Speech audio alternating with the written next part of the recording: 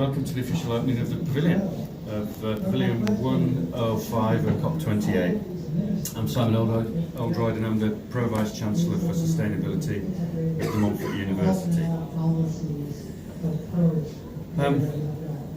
Just a little bit about why this is important to us. Sustainability and climate change are the biggest challenges facing humanity today, and these talks are the most important in decades. As the first ever global stocktake, a measure of how countries are doing against the target set in Paris to limit global temperature rises to 1.5 degrees Celsius.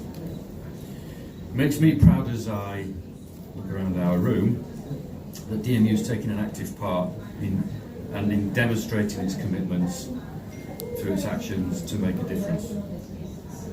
We're here in our capacity as official United Nations observers. That's why we're here, that's why we're here at COP. And we're contributing to the debate for climate action, as I would like to think that our students, our staff and the people of Leicester would want us to do. So firstly, a little bit about our commitment to climate action, because we're not just about standing up and delivering some nice words, we're about doing things as well. That's a really important aspect of why we're here. The result of that commitment to climate action is that DMU is in the top 100 for 5 SDGs according to the Times Higher Education Impact Rankings of 1,590 universities. It's a position that we've been improving on year, and even as the impact rankings have included more universities, so more universities added in there, we've still improved year on year, so we are genuinely moving up. And we're confident that our performance for next year, for 2024, is going to be better still. So we'll see soon on that. So let me show you a little bit about that performance. We're 16th in the world for SDG 12, Responsible Consumption and Production. Our best ever performance since the Times Higher started measuring the impact of universities on the SDGs. As the global hub, the UN Global Hub, we're really delighted to be ranked in the top 25 in the world for SDG 16, Peace, Justice and Strong Institutions. We'd like to be number 1, that's our ambition around SDG 16. But a lot of the work that we do facilitates other work in other areas. It's a real rendezvous SDG 16. We're 60th in the world for SDG 11, which is Sustainable Cities and Communities. We've been proud of the work that we've done with our home city, with Leicester, since the early 1990s, when Leicester was the UK's first environment city and was one of just 3 European cities represented at the Earth Summit in Rio, for those of us who remember that.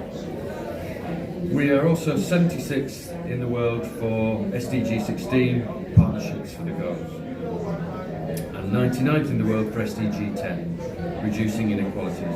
Earlier this year, DMU became the first university in the UK to be given the Race Equality Charter Silver Award. And we're really proud of that, really proud that we were the first university to get that award.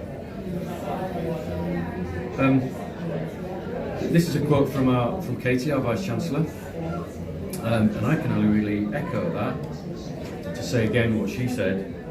To have our work in 5 SDGs ranked in the world's top 100 is an outstanding achievement. We can all make a difference.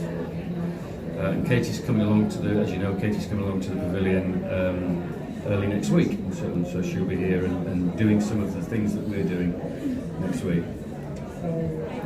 I just want to talk a little about our role as the only university in the UK to be a UNAI global hub and one of only 17 in the world. Our role is to coordinate, to disseminate, encourage work for SDG 16. Because the work of SDG 16, as we've already heard, underpins all the other SDGs. Because without peace, justice and strong institutions, we don't have anything else. We don't have the ability to achieve any of the other goals. It's not just been about coordinating, disseminating and encouraging work on SDG 16, there have also been some notable and successful projects. Our researchers worked with an inner city community in Leicester to improve voting and participation. in the democratic process where participation in the young was particularly low. Staff and students worked on engagement projects with inmates at Leicester Prison that have helped reduce violence that had been increasing in Leicester Prison, which is now Old Victorian Prison. One of our researchers worked to show how thousands of lives across the world could be saved by governments and encouraging round-tip knives, so looking at research in violence. And work's now starting a joint project with partners in Germany, Project Atifa, to improve the narrative around refugees and to allow them to tell their often harrowing tales of fleeing war and persecution. It's named after Atifa, and she was one of the refugees whose really emotional story was told to our students while on a field trip to Germany, and really touched their hearts and moved our students to do something actually to action. However, we don't just want to be defined by SDG 16, we're broader than SDG 16 and we do work a lot across many of the other SDGs. So, I'd like to next introduce Helen Donnellan, our Director of Research, Business and Innovation, to talk to us about our important research into other SDGs, and particularly SDG 13, Climate Action. Helen. Our Institute of Engineering and Sustainable Development brought together the politics, the philosophy and the economics of climate change, together with the practical, technical and engineering focus. Today we're very honoured to have our Director of that Institute, Professor Weaver, and I always struggle, sorry, Lola. Yes, thank you. And Dubia is continuing that work with projects that have real significance for some of the world's poorest communities. His work, particularly with the Nigerian government, has shown how waste plastic can be repurposed and turned into new products, and has been part of the work to build homes made from plastic bottles. And I'm very delighted that he is here with us today at COP28 and will be presenting some of his research during the week. So DMU has been part of innovative work that is helping provide amputees with cheaper and more comfortable prosthetic limb sockets made from plastic bottles that have been ground down and reformed into fibres. And this is currently being trialled in India, and the team has received many messages from patients telling them how much it's helped them.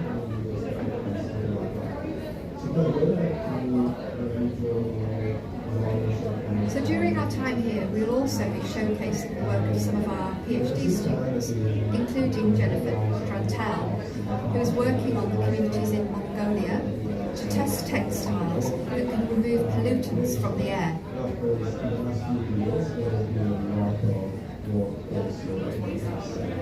And our PhD student, Ogenidi Anika, is investigating how to harness microorganisms to make the process of methane capture more efficient. The issue of methane emissions is one which I know will be a big part of the discussions here at COP28, as it's got such a large impact on our planet's temperature. DMU is known as having a long history in the textiles industry, and our expertise in sustainable fashion was recognised by an International Green Gown Award for embedding sustainability across all teaching and research.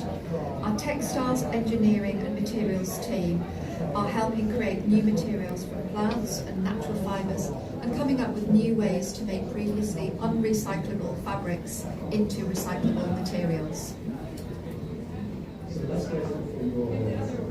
Another industry which has a huge environmental impact is construction, and we're currently trialling how to make brick production less energy intensive using rice husks to lessen the amount of cement used. We're also working with a youth football team and youth football teams around the world to give them a voice in climate change on their doorsteps. So this has really been a whistle-stop tour of our research, and I hope it's been useful. But as well as our research, there's lots of practical steps that DMU has taken on all aspects of sustainability.